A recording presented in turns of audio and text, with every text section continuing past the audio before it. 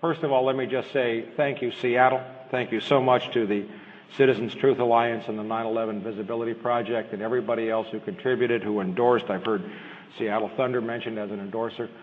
Everybody who had anything to do with this, I want to say thank you very much. I know I and my good friend, my agent publicist, Ken Levine, who made this book happen. He got the publisher, got the deal. Ken, by the way, is the former news director at KCBS Channel 2, the CBS-owned and operated TV station in Los Angeles. So we do get defections from time to time.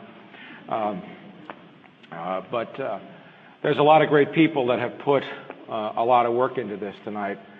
And I was listening, I think, to Mike start when Mike was beginning, and he talked about saving the world. And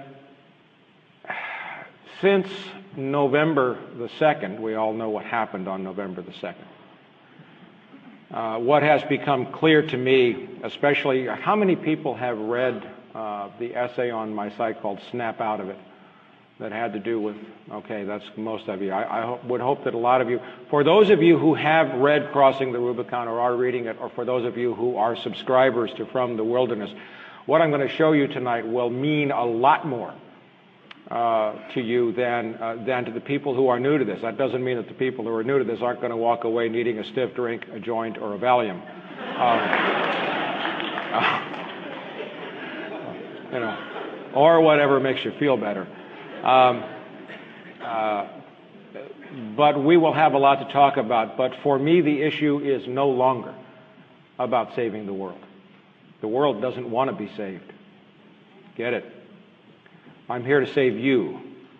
I'm here to save anyone who will partake of the information that I and the incredible writers at From the Wilderness, and how many people have read From the Wilderness or looked at my website? God bless you. Well, you're all familiar then with the Jamie Hecks, the Stan Goffs, the Dale Allen Pfeiffers, the Michael Caines, the wonderful, wonderful men and women who tell it like it is and who bring incredible skill to that. But this is no longer about saving the world.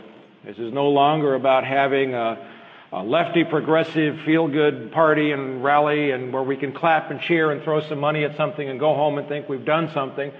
I don't know about you, but I spent 27 years of my life trying to change the world, and I've been an abject failure.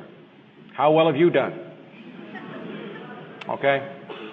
That is not to put down on any of us. It is to acknowledge the simple facts of the world that we're living in, and that it is a fundamentally different world, and there is no going back to Kansas with Toto again. Now, inasmuch as I've written this huge book, Crossing the Rubicon, most people think it's a book just about 9/11. If you've read it, you know it's not.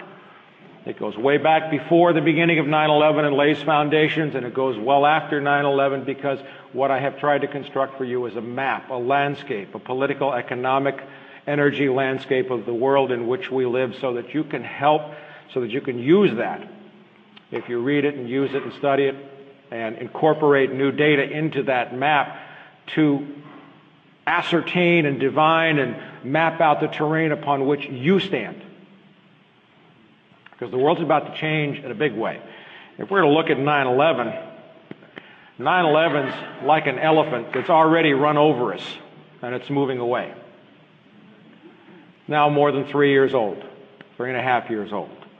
Now, what's more important, an elephant that's running away from you or several angry elephants that are running right at you? Which is more important to focus your attention on? So we're going to talk about 9/11, because in talking about 9/11, we're going to talk about how it was perpetrated. Because if you understand the how and the mechanisms by which government, press, the economy, the banking system, the world political landscape were manipulated to produce a 9/11, you will have a clue as to how all of those factors can be manipulated again to produce events that are yet to come, some of which we don't know what they are yet. But it's important to understand how clear-cut the case is, because then we understand that there's an old saying that insanity is repeating the same action over and over again, expecting different results. Make sense? So, you know, let's get past some of these things like, well, I'll write a letter to my congressman, or I'll I'll write the TV station, or I'll stage a protest, or put a bumper sticker on my car. Well, that's to try to change the world. We're here to try to change ourselves and each other. You know, when you're in how many people have taken a commercial airplane flight? Okay, everybody, right? What's the stewardess say when the oxygen mask comes down? Put your own mask on first, because you can't help somebody else if you can't breathe. So what I'm here to do tonight is to help you breathe better in the face of what's coming.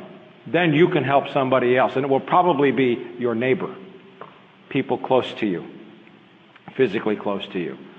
We must, I think, at this point, my decision, my knowledge, my belief after almost 30 years of this is that I'm not trying to save my country anymore.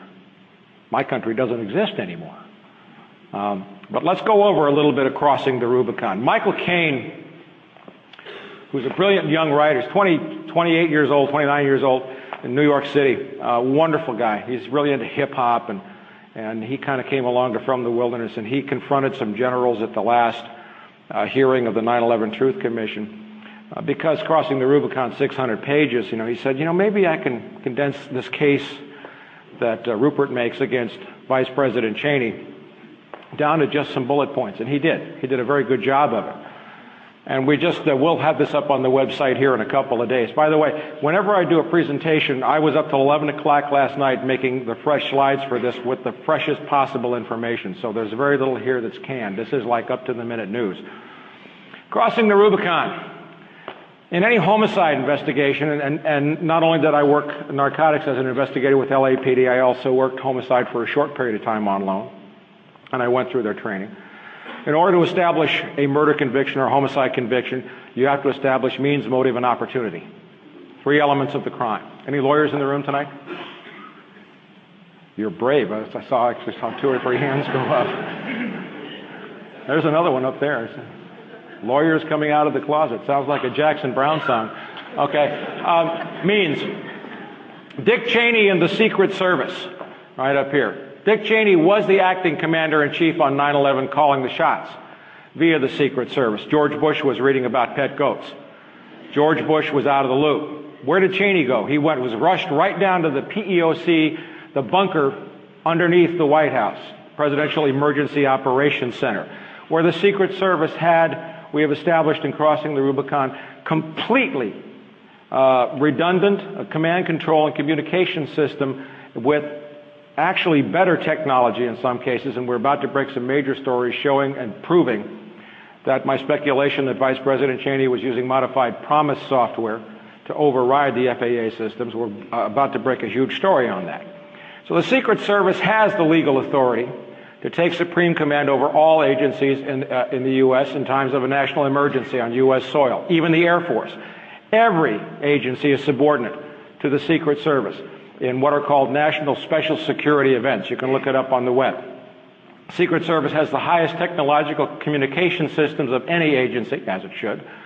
On 9/11, the Secret Service had the technology to see the FAA radar screens. I found quotes saying that the Secret Service was watching every hijacked plane, all 22 of them at one time, what they thought were 22 of them at one time, on the screens, seeing in real time exactly what the air traffic controllers were seeing. Secret Service was in the decision-making loop as early as 8:15. We placed them in New York City at WTC 7. We placed them in the FAA headquarters at that time, no later than 8:45. Everything was in place on 9/11 for the Commander-in-Chief to have full supreme control of the Air Force and all the military via the Secret Service systems and the legal mandate. Bush was doing his thing about goats. And one of the funniest lines that I got to write in this book, it took me a long time to research, but a year and a half of nonstop back-breaking work to write this book. And there were only a few times where I really got to sit back and just laugh. Remember the story on 9/11, how the first plane, Flight 11, hit the World Trade Center, the North Tower, and then the call came in and the second plane had been hijacked. And the story was that the Secret Service agents came rushing in and grabbed Cheney and carried him down to the bunker. Well, the way I pieced everything together was, you got President Bush reading about a pet goat in a grade school, And his staff there already know about the hijack.